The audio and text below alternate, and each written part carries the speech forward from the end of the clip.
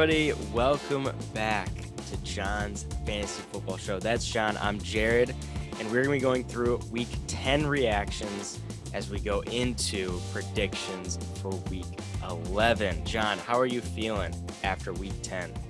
Feeling great. I'm a little sad that we passed the halfway point and we don't have much fantasy football left, but it is getting closer to the fantasy football playoffs, so that's exciting. It's really scary because you think, I'm kind of mid-pack in one of my leagues and then I'm bottom in another league, and I think I have all this time, and then you realize that playoffs start in week 15? Right. Week 15 for some, week 16 for most. So you really only have like 5 more weeks. You kind of need to go 4-1 or at least 3-2 if you're in middle pack of the league. It's really scary because you're trying to win now, but you're also trying to get players for the playoffs. Right. It's a tough spot to be in. So speaking of playoffs, we do want to thank you for last podcast. We had our playoff special, over 5,000 views. John, that's insane. It's incredible. Our most viewed podcast yet. I can't believe. I know not everybody watched all 50 minutes, but I thank you guys. If you guys did see last podcast, I really thank you guys. And if you guys didn't see it, definitely go check it out because it's still relevant. I just talked about fantasy football playoffs and 5 guys I like at each position going into the week 16 and 17, and then 2 players at each position that I really don't like and that you should try to trade away. But yeah, thank you very much. I appreciate you guys listening. You guys are awesome. Thank you so much for all the support. So let's revisit those players from the playoff special. And are there any changes to the players that you mentioned? So starting with quarterbacks, I still think whatever I said last week, which was I like Burrow, Herbert, Brady, Rodgers, and Kyler in weeks 16 and 17. And I think that still holds true. And then the dislike was Lamar Jackson and Kirk Cousins, which I still stand by. A lot of you have Lamar Jackson, and he does have a high floor because of his rushing ability. But remember, week 16, he's at the Bengals. And when he played the Bengals a few weeks ago, he had 23 fantasy points. So actually good, beat his projection that week, but still could be tough in a divisional game. And then in week 17, he gets the Rams. So again, that Rams defense has been upgraded with Von Miller. So just be careful of that. As far as running backs, I still like the same 5: Swift, Montgomery, Mixon, Henderson, and Fournette. I know, and one of the dislikes is Nick Chubb. And I posted a video this past week on TikTok, and it basically said Nick Chubb is trending down. Now, I do want to mention that I'm probably going to talk about it in a little bit, but I do want to mention that Nick Chubb has a great matchup this week. He just got cleared from COVID protocols. He's going to play this week against the Lions, and he should have at least 100 yards and a touchdown. So he's definitely a must start in fantasy this week. But I think going into the fantasy playoffs in week 16, he plays at the Packers. They give up the 13th least fantasy points to running backs. And then in week 17, the fantasy football finals, if you make it there, he plays at the Pittsburgh Steelers. And in week 8, when he played the Steelers, he only had 7.9 fantasy points. And Kareem Hunt will be back for the fantasy football playoffs, which diminishes Chubb's PPR value and non-PPR value because Hunt does take some rushes away from him. So a lot of people ask me, okay, then who do I trade Chubb for? Trade him for David Montgomery, plays the Seahawks in week 16, Giants in week 17. Or if you can get Mixon for him, or if you could get Henderson plays the Seahawks in week 15, give up the 3rd most fantasy points to running backs, Vikings in week 16, and Ravens in week 17. Or Leonard Fournette, he plays at the Panthers in week 16. And last year against the Panthers, he had 100 yards and 2 touchdowns when they played them. And then he plays the Jets in week 17. They give up the most fantasy points to running back. So I like Fournette as well. So trying to get any of those guys that I mentioned for Chubb, maybe wait until after this week because Chubb's going to have over 20 fantasy points this week. It's so guaranteed. So obviously you're going to have high value for Chubb. You're going to be able to get maybe a guy like Henderson, Fournette, or Montgomery, and you might even be able to get like a flex guy too if the person values Chubb that much. So just shop around after this week if you have Chubb. And then going on to the receivers, I think everything stays the same, except I do want to mention I had DJ Moore on the list for players that I really like. Now he gets downgraded a little bit. Sorry, Jared, I know you have him in your 12-team league. But the reason is because Cam Newton is there. I'd rather Sam Darnold be there because with Cam Newton there, this is more of a run first team. I know, Jared, you said it on the podcast when we talked about it a few days ago. that this team is going to be more run focused and more defensive focused. And it's going to revolve around McCaffrey out of the backfield, whether he's rushing it or screen passes, and Cam Newton running the ball. So DJ Moore could be the first option in this offense, but Cam Newton threw a touchdown to Robbie Anderson last week. Now, Robbie Anderson still doesn't have fantasy value. I wouldn't recommend picking him up or starting him, but it could, if they're throwing it a little bit less and they're still throwing to Anderson, then that's just diminishes DJ Moore's value. Now, he does have good matchups with the Bucks and the Saints in week 16 and 17, and he's gotten a lot of fantasy points against both those teams last year and this year. But I would just be careful about DJ Moore. You probably won't get too much value. But if somebody is like, oh, wow, Cam Newton's so good, and somebody in your league really likes Cam and really thinks he's going to be good, then maybe try to trade him DJ Moore for like a DeAndre Hopkins or something like that. Hopefully Hopkins comes back in week 13. He doesn't play. He's not going to play this week, and next week they have a bye. But just be careful about DJ Moore there. And then as far as tight ends, not too much to change there. Hawkinson had a goose egg this past week, which stinks, but I still do like him for the fantasy football playoffs. Again, tight ends aren't super important unless you have one of the top 5. In one of my leagues, I posted a video on TikTok actually about somebody asked what my fantasy record is, and I used that Rex Ryan audio to show my team, and I have Gesicki. Now, Gesicki is good for like maybe 10 points. That's all I really need from a tight end because the rest of my team is absolutely like stacked. And Gesicki got me 0 points last week, and I still won like 170 to 67. So I just destroyed the guy with Gesicki getting 0. So you don't really need a top tier tight end. So, and then as far as defenses go, still the same, no changes really there. But like I said, I do have the Patriots in all my leagues, and I did start them against the Falcons. So I did have a good start to my week this week. But like I mentioned last week on the podcast, it's really important. I told you guys in the beginning of the season, I'll have to find the clip. I forget where I said it, Jared. I don't know if you would remember, but I said the Patriots will be the number 1 scoring defense in fantasy football, and you need to make sure you draft them. Yeah. And so far they are. Was that did we do like a YouTube, like a podcast? Or was that on a TikTok? I think it was on a TikTok, and you had like the fancy lights. Oh, yeah. And I think I had like a picture of the whole Patriots defense, like celebrating some interceptions. Yeah, people didn't like that. People were like very confused. Yeah, they were like, why would you pick Patriots? And then I said, because they have a lot of players coming back from COVID, like because they opted out, and they have Judon coming in, and Judon has been their best player so far. Yes. So anyway, having the Patriots, try to get them on your team. Obviously, it's going to be hard to trade for them now that they just had a really good game. But they played the Jaguars in week 17. They give up the 3rd most fantasy points to defenses, and the Patriots are at home in that one. So week 17 fantasy football finals, I'm looking pretty good for that, to have at least 10 to 15 fantasy points from my defense. So, but other than that, I think everything still holds true. Try to get some of the players on your team, and definitely check out that podcast if you haven't heard it yet. But those are the only changes I have. I'm going to look for that TikTok, so I want to find it. But a little tip from me. I'm not no fantasy expert, but like 6 weeks ago, what I did was I took the kickers and I clicked all players. So all, not just available. I put every single kicker that everyone owns and everything, including free agents. And I just clicked fantasy points, see who had the most. Number 1, Nick Folk. And he wasn't even rostered. Not in our league, not in my 12-man. And I bet that a lot of people didn't have him, like up until maybe, honestly, probably this week, people are going to be on notice about Nick Folk. But he's been the most consistent kicker, and he's had the most points. So I picked him up, like with those like defense and kickers. You really just have to do that. You just click the fantasy thing, click all players or all defenses, and then you just hit the point total and see who has the most points. Because for kickers, you really just need someone to get like a sustained like 10 points a week. Right. Because if he gets 0, then you're really screwed. If he gets 5, you're okay. But like Nick Folk got me 16 this week. That's a huge upgrade for my 12-man because Stevenson got me 8 points. He almost doubled. He did double. Yeah. Stevenson in points, and that's my kicker. So like you need to really focus in and take advantage of people who don't, they just throw in a kicker. Like, oh, my favorite team's the Browns. I'm going to put that kicker in. Like, no, Right. really just like do a tiny bit of research, get a really consistent kicker, and that's a huge advantage every week.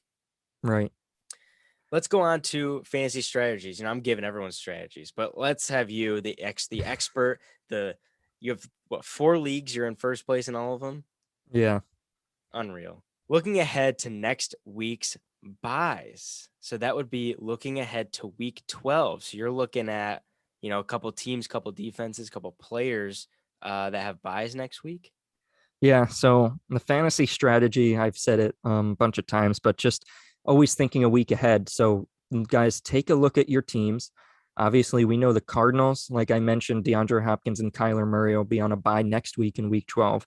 And also the Kansas City Chiefs have a bye. So those are some top name players. You got Kyler Murray, who, if you have Kyler, you've been looking for a replacement for the last couple of weeks and probably have somebody on standby. If you have Mahomes, you're pretty excited because he had a great game last week and he's probably going to play well against the Cowboys this week, but then he gets a bye next week. And then you got Tyreek Hill, DeAndre Hopkins been missing time, Christian Kirk, you got Kelsey and Ertz, pass catchers, a couple running backs, Connor and Darrell Williams. So I just want to give you guys, a heads up to look ahead to week 12. And if you have an open roster spot, if you have a guy on your bench that, really isn't worth keeping, maybe a Devonta Freeman or something like that, with Latavius Murray coming back. Freeman doesn't have much value, or like Adrian Peterson, he doesn't really have much value anymore. Deonta Foreman is getting work and Jeremy McNichols is still there. So if you have that open roster spot, look ahead to week 12. Like Jared said, go to your league, go to all players or all available players, and go to fantasy points projected for week 12. And just, if you need a receiver, or if you need a quarterback because you have Mahomes or Kyler on a bye, or if you need a tight end because you have Ertz and Kelsey on a bye, see who's available and who's projected a lot of points and pick them up. So you get to have them for next week and you don't have to worry about somebody else. Like, what if you have Kelsey and another guy has Ertz and you both need a tight end for the next week? Now you got to battle it out to see who has the better waiver, but you can get them now so that you have the better tight end going into next week. So I'm going to mention 3 quarterbacks. And if you need a replacement for Mahomes or Kyler next or in week 12, you got Cam Newton against Miami. Miami's run defense has been horrible. Cam Newton's probably rostered in your league because a lot of people are high on him with his rushing ability. Had a rushing and passing touchdown last week. You got Justin Fields against Detroit on Thursday Night Football. Detroit's defense is obviously horrible, and Fields has some rushing ability, so that raises his floor. And then Trevor Lawrence against the Falcons. Now, usually I wouldn't recommend Trevor Lawrence, but the Falcons' defense is just atrocious. The Falcons can't stop anybody right now, so Lawrence could be a good streaming option. If you're not in a dynasty league, he might be available, and you might be able to pick him up, or one of the other 2 guys. And then at tight end, if you have Kelsey or Ertz and you need somebody for week 12, Cole Kmet on the Bears is playing Detroit that week. I really do like Kmet. I'm going to talk about him in a little bit. And then Evan Engram for the Giants against the Eagles. In the last 3 games before the bye, or I think 2 or 3 games, Evan Engram had over 10 fantasy points in each of them. And the Eagles give up the most fantasy points to tight ends. So in week 12, Engram could be a decent streaming option.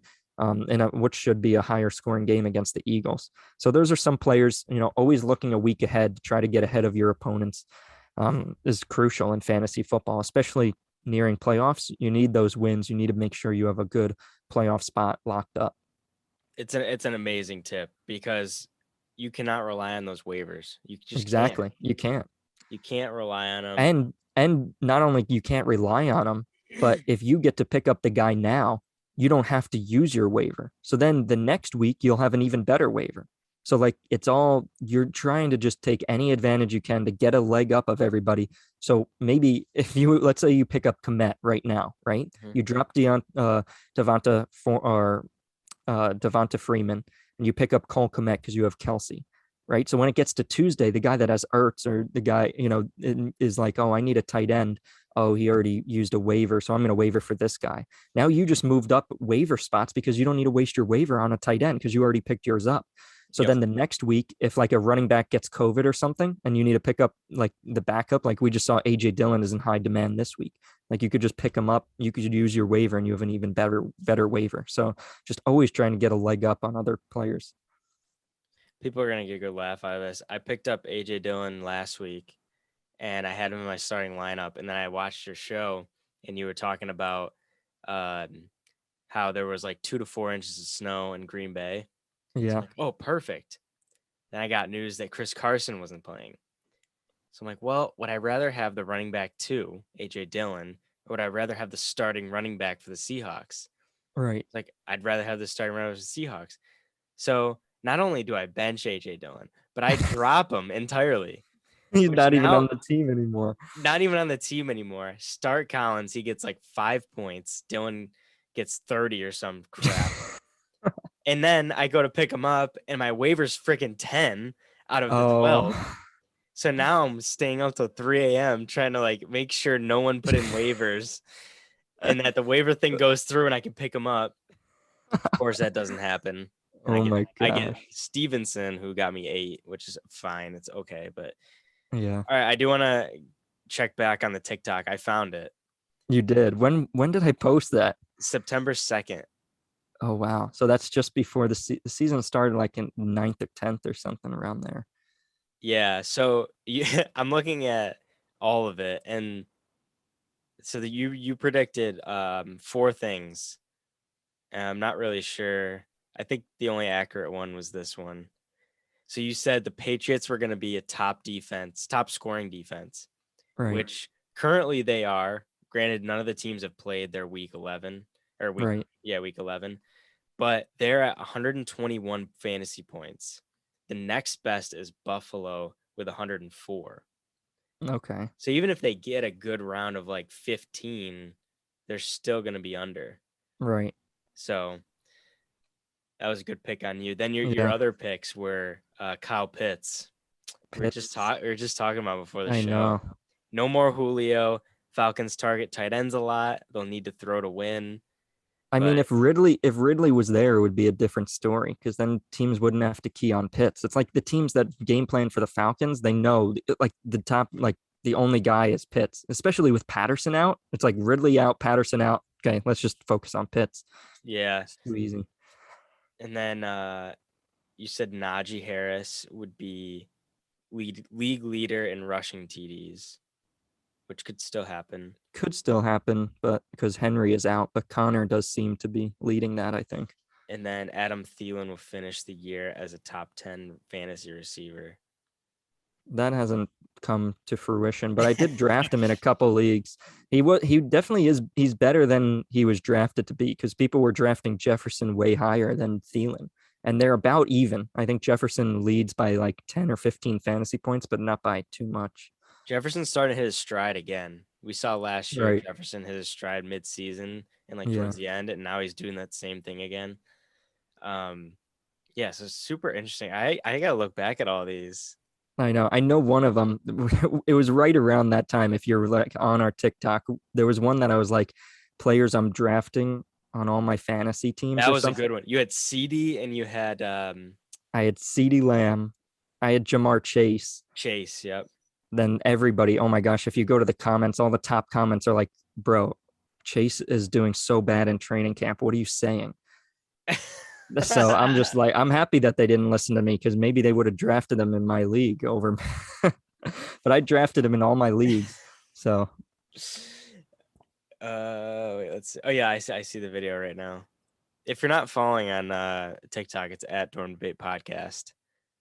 So, oh, you said Clyde Edwards-Helaire. That was a bust. yeah, that was bad. Najee, CD, Chase. That was it. That's pretty good. And All the right, top comment, you ready for the 131 likes? Chase ain't shining, bro. I think there were a lot of other comments like that too, just being like, bro, what are you saying? That's funny. All right, so we're going to move on to week 11 predictions. And the first topic, games that you love, John. I see this list and it's got the game of the week, Cowboys Chiefs. We'll leave that one till the end. So start off with your first two before getting to that one. So the games that I love, games that if you guys have fantasy players on these teams in these games, they're probably going to be high scoring. So you should try to get them in your lineup. The Bengals versus Raiders. Bengals had a by last week. They get to game plan for the Raiders. We just saw the Chiefs dismantle the Raiders. So the Bengals should have a lot of film to look at and a lot of plays to script. So Jamar Chase, T. Higgins, Joe Burrow, Joe Mixon should all be in your lineup. And then for the Raiders, I think Waller is going to get back on track soon. They're going to try to get him the ball. Unfortunately, with Ruggs gone, they don't have the deep threat. So a lot of teams are keying on Waller a little bit more. Josh Jacobs is questionable, but Waller, you're trying to play. Other than that, maybe Jacobs if you need an RB2, and Renfro if you need like a flex play. But other than that, you're not starting too many other players. And then the second game, Packers and Vikings, they always score a lot of points. This game is probably going to be high scoring. Both teams 20, 25, 30 points. I know the Packers defense has been great, but I'm not really worried. I think Cousins plays well. He could be a good streaming option if you need a QB. Jefferson, Thielen, Dalvin Cook, obviously start all them. And then on the Packers, A.J. Dillon should be in all your lineups if you can get him in. And then Devontae Adams and Aaron Rodgers for the Packers.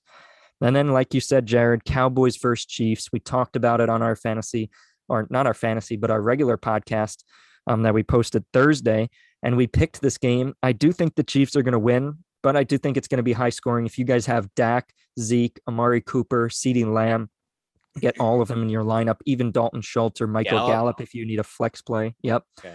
And then Chiefs, you got Kelsey. Obviously, you're starting him and Tyreek and Darrell Williams after that big catch he had on Monday night or on Sunday night. And then Mahomes, obviously, you're starting him. So if you guys have players on those teams, try to get them in your lineup. If you're like deciding between them and somebody else, they would probably have more points because it's going to be in a higher scoring game and they need a throw to win. So what's funny is we mentioned your 3 picks, Adam Thielen, Jamar Chase, and CeeDee Lamb. Yeah. And they're all in your games to watch. Yeah. It's so funny. We just mentioned that, and now they're all playing. So, if you watch our Dornbay podcast, we did predictions on the Cowboys versus Chiefs, and we had a split decision. We had 2 Cowboys, me and Jonathan, and then you and Caleb picked the Chiefs. Yeah. So you think it's just going to be high scoring regardless? Yeah, I think it's going to be high scoring. I think both teams are going to hit at least 25 points. Okay, good to know. All right, so what's a game that you hate this week? So, I mean, there's a bunch of games that I think will be lower scoring, but one in particular, I think the Washington football team and the Carolina Panthers. Jared, you called it first. Cam Newton at the helm. It's going to be run the football. And when teams run the football, they run the clock down. Like we saw the Patriots and Falcons, they both wanted to run the football for the most part. That game went pretty fast in the first half, teams just letting the clock roll down, run the ball, let the clock roll. And I think that could happen in this game. Washington wants to run the ball. They want Gibson to get back on track, and Carolina obviously wants to run the ball. So I think that's going to be lower scoring. So if you have players in that game, maybe try to fade them a little bit. But if you have McCaffrey, obviously you're starting him no matter what. He's the only absolute must start. But DJ Moore, Terry McLaurin, maybe fade them a little bit. You're probably still starting them, but just, consider that it could be low scoring. Look, I think the Panthers are very similar to a team like the Giants, where all their games are going to be close and low scoring from now on. Yeah. They were already all close. But Yeah. now it's just going to be very low scoring with Cam Newton at the helm. And do you think you talked about DJ Moore and how he got kind of downgraded, but what about McCaffrey? Does he still have that like same value at the fantasy position? Yeah, he has the same value and maybe even a little bit more, because if the defense is keying on Cam Newton or knows that he might like take a bootleg and run, then it could help McCaffrey. And remember, McCaffrey had a lot of rushing attempts the past game against the Cardinals, and he led the team in catches. He had 10 catches in that game. So his floor is just so high, and his value doesn't change with Newton there. All right. Let's go on to impact injuries. So we're looking at Chubb. We're looking at DeAndre Hopkins, Elijah Mitchell, Alvin Kamara, Marquise Brown. Oh, my God. The list is so long. What the heck's going on? I know, a lot of injuries in the middle of the season, but yeah, it's crazy. But in terms of the injuries, I just want to mention some of the players you mentioned and a couple more and how they affect the fantasy value this week. Nick Chubb, He's cleared from COVID protocols. He's going to start. He's going to get over 20 fantasy points. If you have him, you have to start him. DeAndre Hopkins was just ruled out for the game this Sunday against Seattle. So just be patient with him. I have him in 3 of my leagues, actually. So I really like his fantasy playoff matchup. So I'm holding on to him. Hopefully he comes back week 13 after their bye. Elijah Mitchell, he has a broken finger. He broke his finger in the game on Monday night, I think it was. And he had surgery on Tuesday. Now, right when he had the surgery, the coaches, Shanahan and everybody was like, okay, yep, he's going to be fine. It's just broken finger. He should play Sunday. Then as the week has been progressing, he's been practicing on a limited basis. And the surgery, when they thought it was going to go perfectly fine, not saying the surgery went bad, but just saying that they thought that he would have more mobility in his finger. And it's not a pain tolerance thing. It's just more, he doesn't have as much mobility as they thought. So that could be a problem holding on to the football, fumbling it. They might want to keep him out. But basically, Friday morning, they said, okay, Mitchell's going to be a game time decision for Sunday. So that game is at 1:00. So we will know by 11:30 before my live whether he's playing or not. But if he doesn't play, Jeff Wilson is a great streaming option. And it's a little concerning that Friday morning you're saying a guy's game time decision, like they just said Kyler Murray's a game time decision Friday morning. It doesn't seem like, if you label somebody as a game time decision Friday morning, it's usually not looking good, but we'll have to monitor that situation. But I do like Jeff Wilson if Mitchell doesn't play. And then Kamara didn't practice Wednesday, downgraded, or didn't practice Thursday either. My guess is Kamara is not going to play this week. So Ingram, another start for him this week. Marquise Brown, limited in practice. I don't think he practiced Thursday either. Well, we have yet to see if he practiced Friday, but I would be careful about Marquise Brown. If he plays, you're going to probably start him. But if he doesn't play, upgrade for Mark Andrews, upgrade for Rashad Bateman. And then Kyler, like I said before, he's a game time decision for Sunday. That game's in the late afternoon. So just be careful about that. If he's ruled out, or if he's not even ruled out before the 1:00 games, maybe have a backup plan, or maybe pick up a guy and put him in at 1:00 if you like his matchup. And then the last and maybe most important is Jared Goff. He didn't practice Friday with an oblique injury. And I never heard of this guy until today, but Tim Boyle is starting for the Detroit Lions. He's 27 years old, played with the Packers for 3 seasons from 2018 to 2020. And now he's on the Lions. They think he knows the playbook well enough to start, but they think.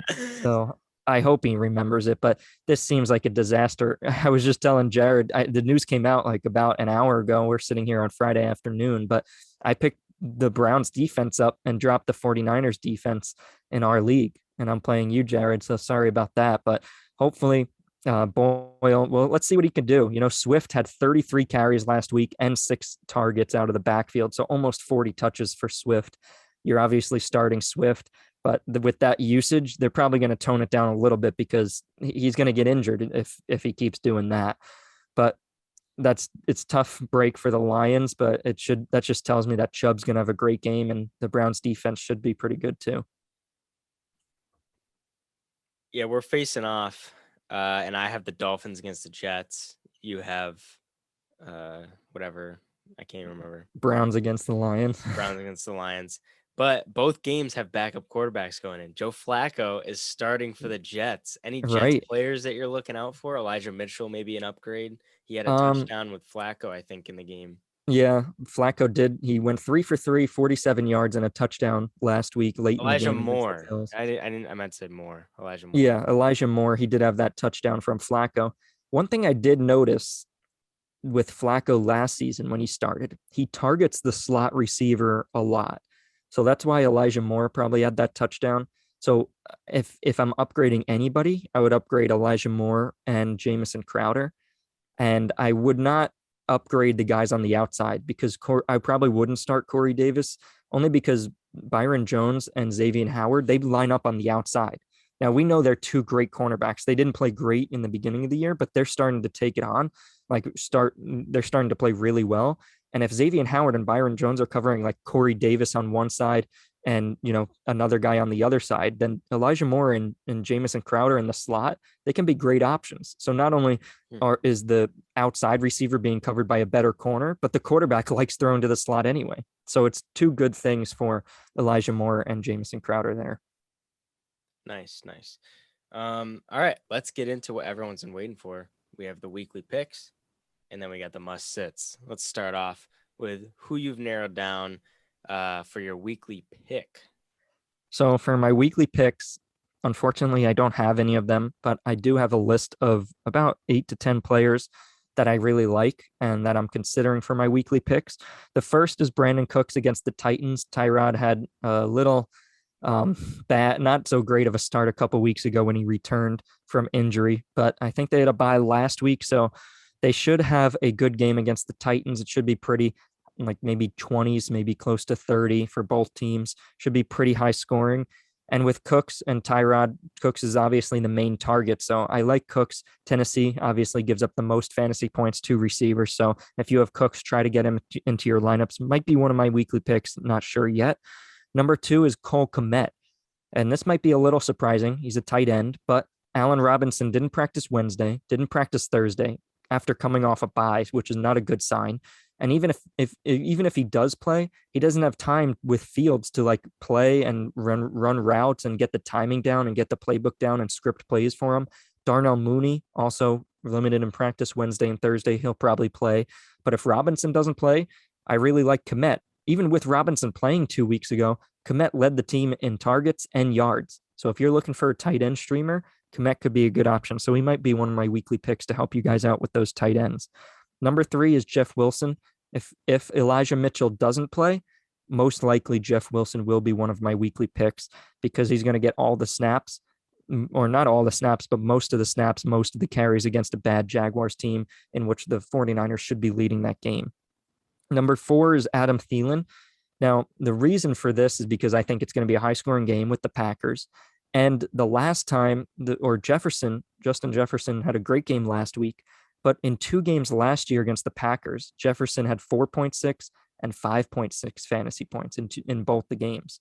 So I am a little worried about Jefferson. You're probably still starting him because he's playing well and Jair Alexander is still injured, but they do have a number on Jefferson. They might know how to cover him. So I do like Thielen. And in the higher scoring games for the Vikings, Kirk Cousins usually likes to go to Thielen. So we're going to see about that. Number 5 is Joe Mixon against the Raiders. We just saw Darrell Williams have a great game receiving. He had, I think, 6 or 7 catches, 100 yards and a touchdown. Now, if you take away the long touchdown he had, he still did have 6 catches for like 50 yards. So still a good game for Darrell Williams. And he was able to rush the ball a little bit. I think coming out of the bye, the Bengals are going to want to run the ball a lot. I think Mixon has a great game. Number 6 is Emmanuel Sanders. Cole Beasley has a rib injury. Now, Beasley has been targeted a lot, but coming into this game last week against the Jets, after the game, the coaches said, I think it was the quote was something like this: "We were just trying to get Cole through that game." So his rib injury was bad enough to where they were like playing him limited snaps, and they were like, "We were just trying to get him through the game. Like we weren't trying to force anything." So he was limited in practice, didn't practice Wednesday, limited Thursday. He might play, he might not, but if he's limited with that rib injury, I think Emmanuel Sanders could have a good game. The Colts defense should be keying on Stephon Diggs after a big game last week. And the Colts have a really bad secondary. So Emmanuel Sanders could have a good game this week. Another one, Jalen Waddle against the Jets with Tua back. I think Waddle and Gesicki time in Miami. They're playing the Jets, very bad defense. Devontae Parker is still out. So I do like Jalen Waddle. Another one, Rashad Bateman. I talked about him with Marquise Brown being limited with an injury. So if Marquise Brown doesn't play and Bateman is available, he's a great flex option. If Brown doesn't play, then he should get around 15 to 20 fantasy points. And then the last one is Christian Kirk. Now, the only reason I would pick Kirk as one of my weekly picks if Kyler Murray plays, it doesn't seem like he will, and we might not know by the time I go live on Sunday at noon Eastern time. But if it comes out Sunday morning that Kyler is going to play, then I do like Kirk because Hopkins is still out and Kirk will be the number 1 receiver with an even better quarterback in Kyler rather than Colt McCoy. You picked Kirk, 2 weeks ago? Was Kyler starting at that point? I picked him 2 weeks ago and Kyler wasn't starting. So I was basically reassuring people because people were like, oh, wow, Hopkins is out. Kyler is out. I have Kirk. Should I start him? So I was basically reassuring people that, yeah, you should still start him because he's going to be the number one receiver in the offense. He ended up with like 16 and a half fantasy points. Yeah, around 16. Yeah. And was AJ Green still playing? AJ Green, I think, was out with COVID that week. So it was like perfect scenario Mm, for Kirk. But mhm. Green is back this week. So, but that's why I'm saying if Kyler doesn't play, I probably wouldn't pick Kirk because you have a backup QB and Green is there. Yep. But if Kyler plays, then you have a better QB and Kirk will be the number one receiver. Yeah. Plus Connor's been playing so well, so they're probably just gonna try and run the ball and win the game.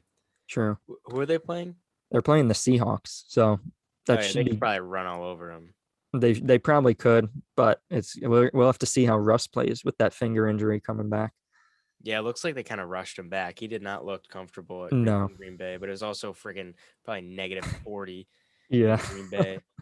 All right, let's wrap it home with must sits.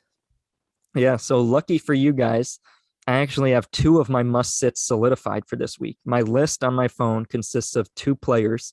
That's it, just two players. I haven't decided the third one yet. And I'm not even considering a lot of players for my must sits. I have two right now that I'm definitely going to say. So you guys get a pretty big sneak peek before Sunday's live. So the first weekly pick or the first must sit that I have this week is Michael Pittman. Now, T.Y. Hilton returned last week. T.Y. Hilton is playing this week. They play the Bills, and the Bills have a really good defense and a really good passing defense. Tre'Davious White should be matched up with Michael Pittman. And like I said last week, the Bills have let up one of the least amount of fantasy points to wide receivers. And the most fantasy points they let up this season was 16 fantasy points to Mecole Hardman when they played the Chiefs. So it's just a very tough matchup for Pittman. I would definitely try to sit him this week. And then my second must sit this week is Terry McLaurin. I talked about that game, Washington football team and the Panthers. I think it's going to be low scoring. Both teams are going to try to run the ball. And McLaurin should be matched up with Stephon Gilmore. Remember him from the Patriots? He was a lockdown corner, and he already has an interception in a few games with the Panthers. I think he's going to be matched up with Terry McLaurin, and I would fade McLaurin this week. I would try not to start him if you can. Wow, two big name guys. Two big name guys. Pittman's been a breakout player. I feel like he was hitting his stride, and now you're seeing Yeah, him do bad. yeah. All right. All right. I trust you. All right, guys. That is it for our week 11 fantasy football show. John, thank you so much for your advice. Thank you guys again for 5,000 views on the last episode. Let's see if we can get another 5K. I'm getting a little greedy, but I think we could do it. Thank you guys again so much for watching. As you guys know, John goes live on TikTok at noon on Sunday from about noon to 12:45. He'll do all his weekly picks. He'll add that third must sit in, so you're going to want to watch for that. Does the weekly rankings and then just answers all your guys' questions. And I will put in the description a link to join our Patreon, where you can get a lot more personalized advice from John, and you get all the weekly picks and must sits written down for you. So maybe if you're busy during that time on Sunday, you could just go check on the Patreon and you'll have that list right there for you guys. So that is it. And we will see you guys next week.